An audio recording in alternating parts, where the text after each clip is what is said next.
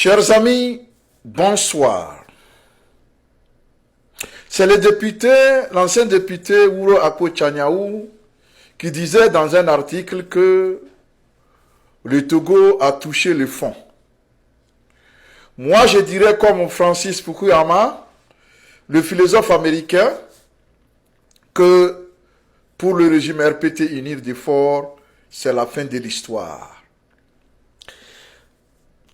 Aujourd'hui, je viens vous demander, M. Faure Gnassingbé et Mme Dogbe, qui d'entre vous est le véritable chef du gouvernement ou bien premier ministre du Togo? Qui d'entre vous est vraiment le premier ministre du Togo? Parce que nous avons appris il y a 4 mois que le gouvernement de Dogbe avait été dissous et que les ministres devaient gérer les affaires courantes. Ça, c'est depuis mai 2025. Hier, avant-hier, nous apprenons que M. Stanislas Bamouni Baba, qui est connu de bon nombre de Togolais, surtout entre 1993 et 2010 ou 15, je pense. Ce monsieur fut successivement ministre de l'Éducation entre 2013 et 2016, puis ministre de l'Enseignement technique, puis ministre de l'Administration territoriale, ministre de la Fonction publique, puis ministre de quoi et que sais-je encore. Et après, il a disparu des radars. 15 ans après, M. Faure Gnassingbé va le recycler pour en faire le secrétaire général du gouvernement. C'est là ma question.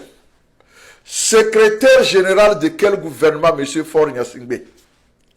Le gouvernement dissous de Mme Dogbe ou le gouvernement que vous allez former maintenant que vous êtes le premier ministre du Togo? Nul ne peut nous l'expliquer. C'est pourquoi je vous ai invité devant moi pour me dire, M. Faure Gnassingbé, Mme Dogbe, qui de vous deux est premier ministre? Alors, qui a nommé M. Stanislas Baba? Qui doit-il servir? Pour quel gouvernement est-il nommé secrétaire général? Parce qu'au moins nous savons que le gouvernement Dogbe a un nom et des membres. Donc on peut se permettre de nommer un secrétaire général pour ce gouvernement-là. Maintenant, le gouvernement que le nouveau premier ministre Faure Gnassingbé va présider n'est pas encore mis en place. Alors, qu'est-ce qui se passe? On dirait qu'il y a une rivalité entre vous deux. L'on ne saurait l'expliquer, mais je vous ai devant moi. Dites aux Togolais, qui est le premier ministre du Togo? Et donc, le Togo n'a pas touché que le fond. C'est que c'est la fin de l'histoire. C'est tout. Parce que tout est fait dans l'illégalité totale.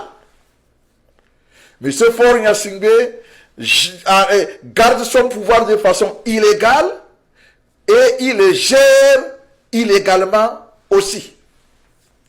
Parce que, comme on l'a dit, sitôt qu'on peut désobéir impunément, on le peut légitimement. Puisqu'il a la force de frapper qui il veut pour le réduire en silence, donc il se permet tout. Dans les coulisses, nous apprenons beaucoup de choses. Il semblerait que c'est nos belles dames de la République, toutes ministres, et qui sont des intimes, toutes des intimes de Monsieur le Prince, qui bloquent tout mouvement au niveau du gouvernement. Encore, faut-il préciser que personne n'attend rien de ces gens-là, puisque tout ce qu'ils font est illégal. Mais il faut quand même s'étonner que malgré tous les atouts, tout ce que cet homme a autour de lui, l'Assemblée nationale acquise à sa cause, la justice acquise, la Cour constitutionnelle acquise à sa cause, le Sénat, mais s'il ne peut pas former un gouvernement même illégal, c'est qu'il y a problème. Et donc on nous dit que, vous savez, les rivales, les femmes, vous connaissez les conséquences de la polygamie. Donc chaque femme essaie d'imposer ses caprices au prince, qui n'est pas capable de décider. Parce que son cœur balance vers toute cette,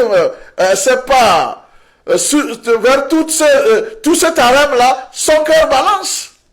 Et donc celle-là vient dire, moi je vais avoir la part belle. L'autre apprend, elle vient dire, c'est moi qui dois prendre ce poste. La preuve, vous avez vu que jusqu'à présent, le maé, le type marteau en bois, que le président de l'Assemblée nationale utilise pour amener l'ordre, l'autre dulciné, Tchega, lorsqu'elle n'a plus, on l'a remplacé à l'Assemblée nationale, elle a refusé de remettre le maé. Elle a emporté ça chez soi. Pour dire que jusqu'à présent, c'est elle la présidente de l'Assemblée nationale. Adedje, elle, là, lui, est en train de... C'est pas, ils s'amusent.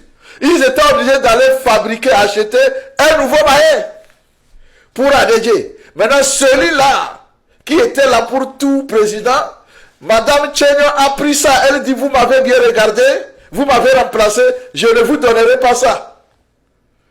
Et donc, ils ont tout fait, elle a refusé. Chers Togolais, c'est comme ça que votre République est gérée. C'est les copines qui font la loi au sommet de l'État.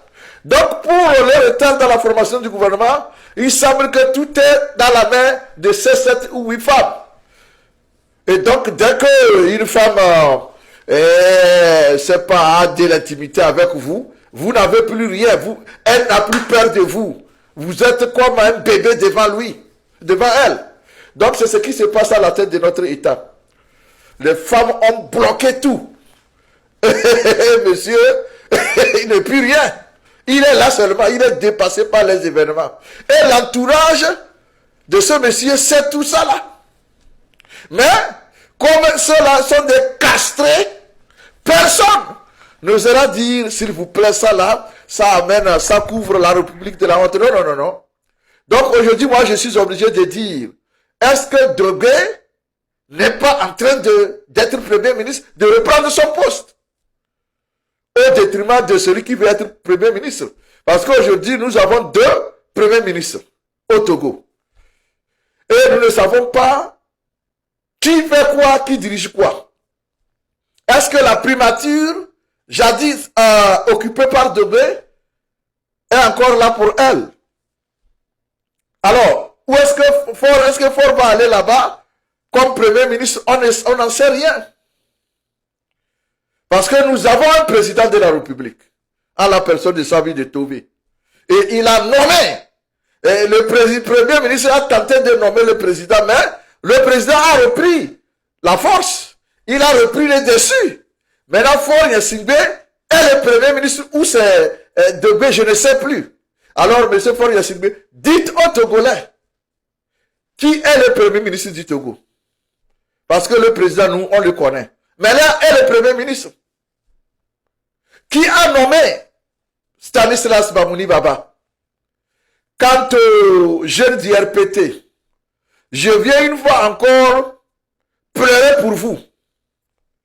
On peut vous transformer en sentinelle, puis en milicien. C'est le rôle que vous pouvez jouer. Oh, drôle de jeunes, vous faites honte à vos familles. Et on va recycler des gens qui ont déjà fait multiples gouvernements, qu'on a oubliés, on les amène et vous êtes là. Mais quand il s'agit d'aller assassiner, on vous envoie. Vous ne savez pas que c'est grave? Mes chers amis, dites-moi en commentaire ce que vous pensez. Qui est le Premier ministre réel du Togo? Allez-y. Merci.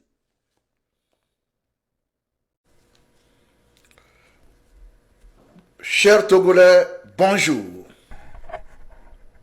Je fais cette vidéo pour dénoncer la recrudescence des arrestations, des enlèvements des citoyens togolais par le régime de Faure Gnassingbé. Ce phénomène n'est pas nouveau au Togo. C'est un phénomène que le Togolais a déjà connu.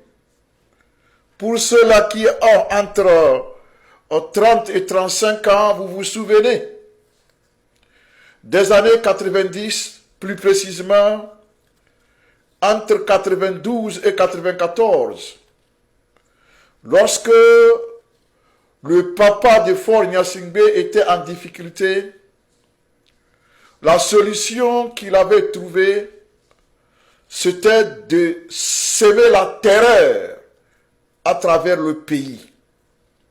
C'est ainsi qu'on assista donc à des enlèvements en plein jour, dans la nuit profonde, et à des plastications des maisons d'opposants.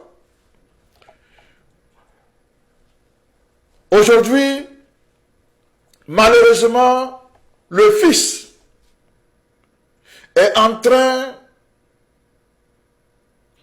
de marcher sur le même pas de son papa, c'est-à-dire utiliser la même méthode, les arrestations, les enlèvements, pour pouvoir se maintenir au pouvoir. Les nouvelles qui nous parviennent du pays nous inquiètent tellement que nous avons l'obligation d'informer et d'alerter le monde. Chimène Apevon, juriste, est enlevé le 2 septembre en pleine circulation. Suivi de l'enlèvement de Lamboni Abdul Razak et d'Abel Atisso, respectivement membres de la synergie des élèves et étudiants du Togo et secrétaire général de la synergie des élèves et étudiants du Togo. À l'heure où nous vous parlons, on nous dit qu'ils sont au SCRIC, en train d'être torturés pour obtenir quoi? Je ne sais. Je voudrais m'adresser ici particulièrement aux étudiants du Togo, aux étudiants des deux universités confondues.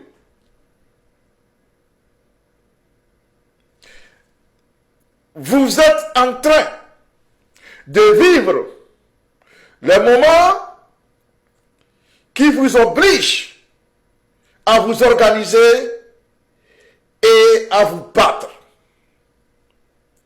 Vous n'êtes pas les premiers. En notre temps, au moment où le régime militaire de Yadema était même plus brutal, nous avons fait ce que nous avons pu pour défendre, n'est-ce pas, la dignité de l'étudiant togolais. Aujourd'hui, vous ne dites rien, vous ne faites rien, et vous êtes là assis. On vient de kidnapper 2 de vos leaders, ou 3 de vos leaders, qui sont à l'heure où nous parlons en train d'être torturés, et vous vaquez librement à vos occupations. Drôle d'étudiants.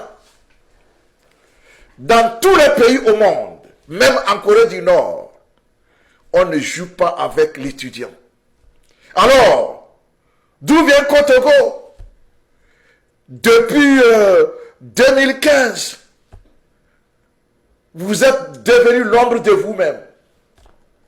Alors, si vous ne défendez pas vos leaders, je vous dis, vous n'aurez plus de leaders pour défendre vos intérêts.